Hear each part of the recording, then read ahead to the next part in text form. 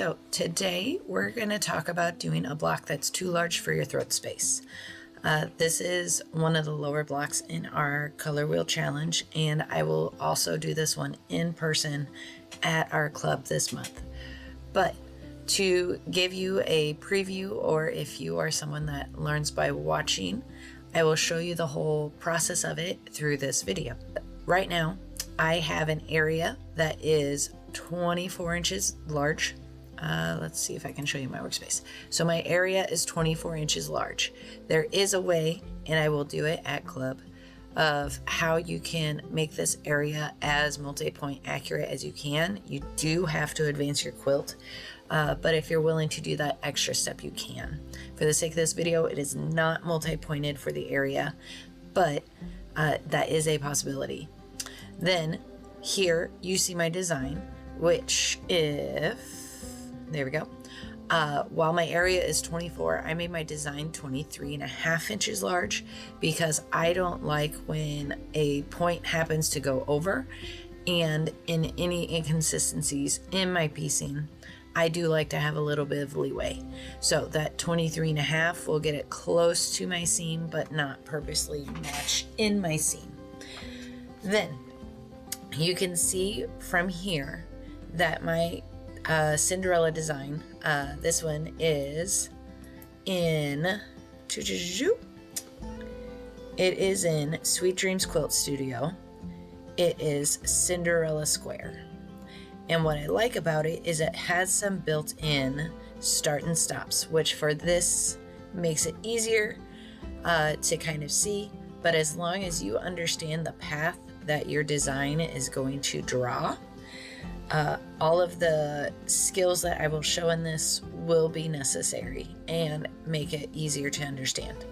So when you look at this design according to its cut, the first one cuts it smaller like this. The second one goes down here and sews. The third one sews this, and the fourth one sews this.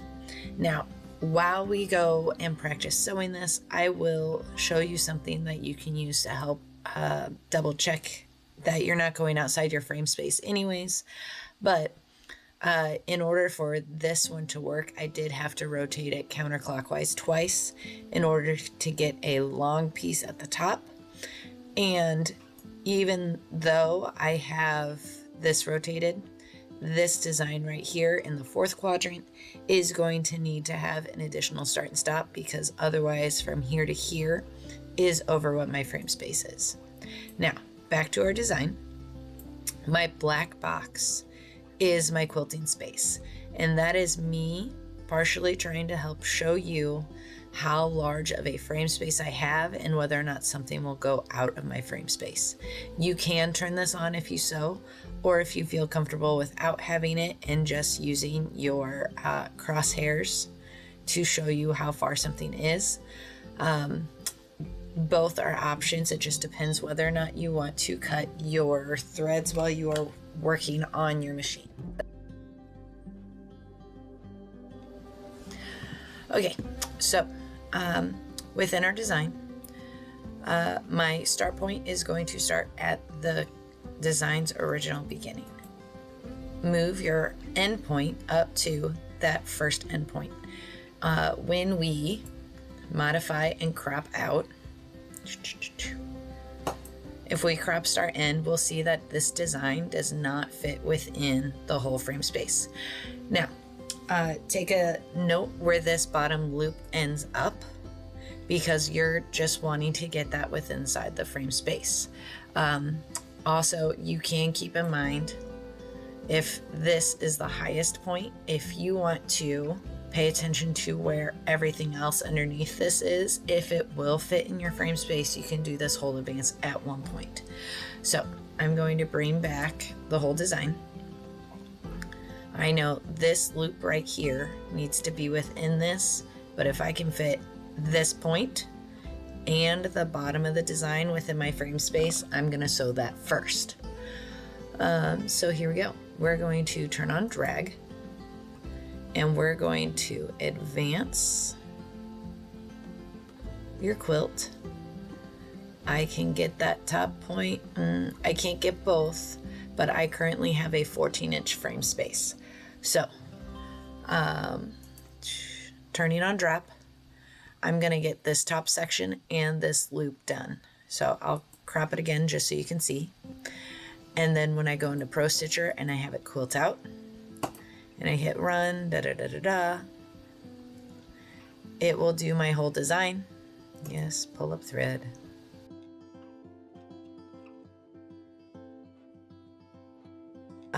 When this design finishes, your crosshairs will be here. And we're going to bring back the whole design because we're going to then new start stop.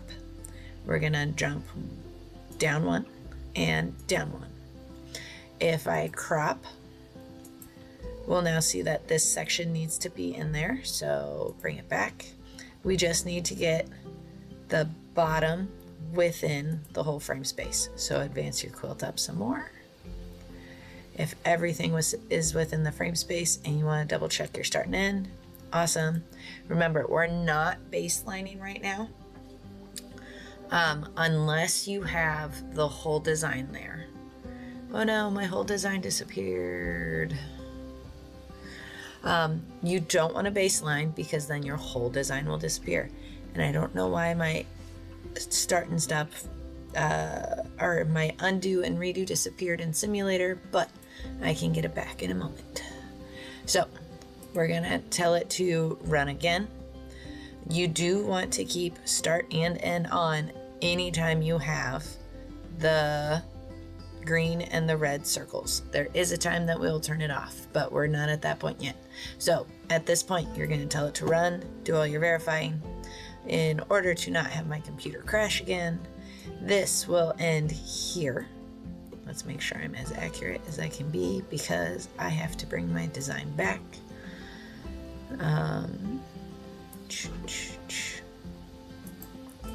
We're gonna bring in a new copy of this again.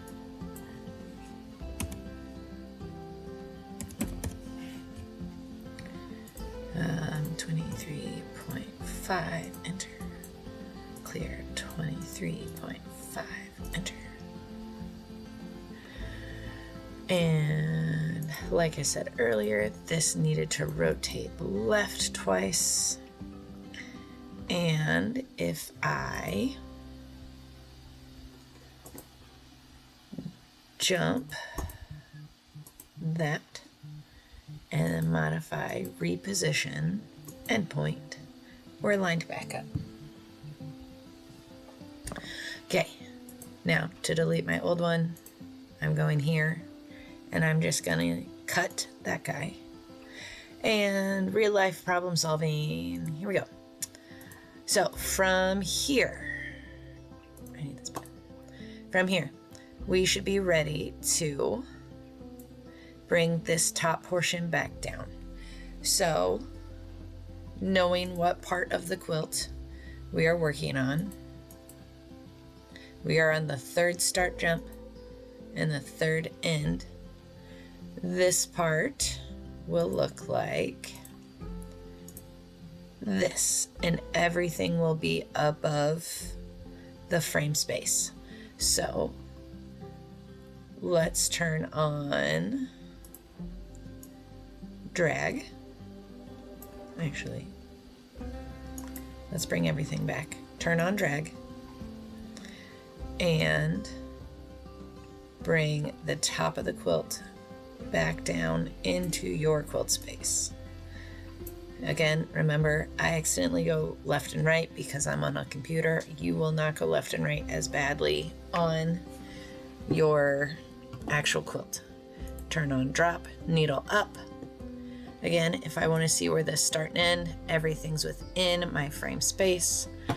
I'm at the point where I can tell it to sew. And we'll tell it to do its sewing.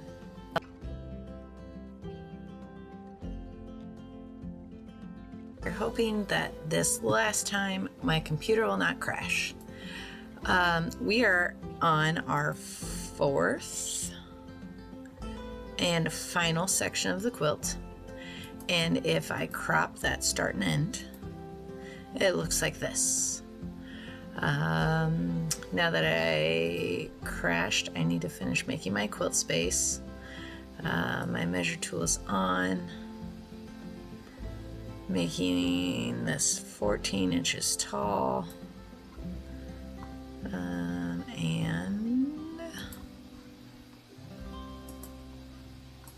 there we go. Okay, so we can see that this design is taller than our quilt space. And if I remember correctly, before it crashed, our crosshairs finished in this upper quadrant. So what we're going to do is we are going to move this end point. I'll turn off my measuring tape.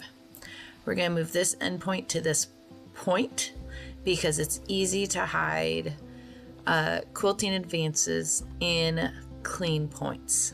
So if I move my end point, or if I move my crosshairs there, and I click on the new start stop, and I click auto, and auto is now green. If you zoom all the way in, you'll see that they move that crosshair, or they move that end point right into that point. I'm gonna hit it one more time and move my crosshairs out of the way. This time, when I go to sew, zoom out a little bit more. This time, when I go to sew, it will freeze here. I can't sew yet because if you see, my third spoke is going out of the sewing area.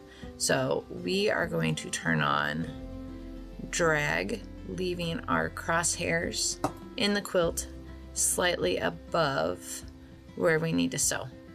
And with drag, we're going to bring it up into our frame space and hit start. But this is when I'm going to tell you to turn the endpoint off, because when we stop sewing, I don't want to have an extra 4, or in my case, I think I leave my tie-offs at 6 micro stitches. I use tack. I don't want 6 tacks right there in the corner. So I'm going to leave the tie off on for the start, but tie off for the end. And pretending that it's going to sew, make sure you turn off drag. It will sew through this whole line, do here. I'm drawing it myself because otherwise my computer will crash. And it will end here. Now, turn on drag, put the needle down, advance your quilt so that the lower half is fully in your frame space. Nothing that we've already sewn matters. We are going to then adjust the end point all the way to the end and auto the start point to where our needle is currently down in the quilt. This is important because that will keep everything as close to the exact stitch that you left off at as possible. Now, before we hit quilt, we're going to turn off the tie off at the beginning and turn it on at the end.